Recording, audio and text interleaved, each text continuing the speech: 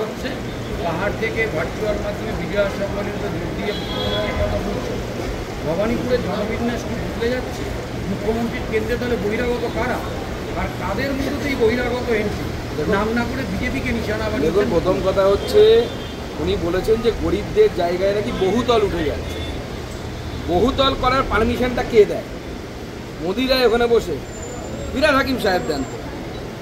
তাহলে মেয়র আপনার, কাউন্সিলর আপনার, হোম মিনিস্টার আপনি, মুখ্যমন্ত্রী আপনি, তাহলে কি ফিরহাদ হাকিম সাহেব আপনার এলাকার জনবিন্যাস পরিবর্তন করার প্ল্যানিং করছেন না কে করছে? সেটা তো আগে পরিষ্কার করে বলুন।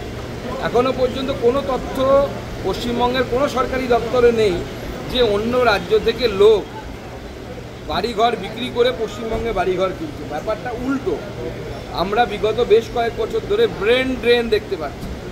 আমি আমার নিজের অভিজ্ঞতা বলছি। আমার স্কুলে, আমার ক্লাসে এবং আমার আশেপাশের 3-4টি আগে এবং পেছনের ক্লাসে যারা প্রথম দিকের ছাত্র ছিল, তারা কেউ, যারা ইঞ্জিনিয়ারিং করেছে, তারা কেউ এই মুহূর্তে পশ্চিমবঙ্গে নেই। সবাই অন্য রাজ্যে আছে। ব্যাঙ্গালোরে বাঙালির সংখ্যা ভরে গেছে। এমনকি কিছুদিন আগে আমরা দেখেছি সোশ্যাল মিডিয়ায় যে ছেলেটি ইঞ্জিনিয়ার, বাথরুম পরিষ্কার করার জন্য বাইরে থেকে লোক ডেকেছে, কোম্পানি থেকে, এখন বিভিন্ন কোম্পানি আছে জানেন, যে সুইপারের কাজটি করতে এসছে সেও হচ্ছে বাঙালি। কিছুদিন আগে আমি আমার ব্যক্তিগত অভিজ্ঞতা বলছি। আমার স্ত্রী তার মাকে নিয়ে ডাক্তার দেখাতে গেছিলেন বাইরের রাজ্যে। ফল কিনতে গিয়ে দেখেন ফলের দোকানদার বাঙালি। এটা বাস্তবিকতা।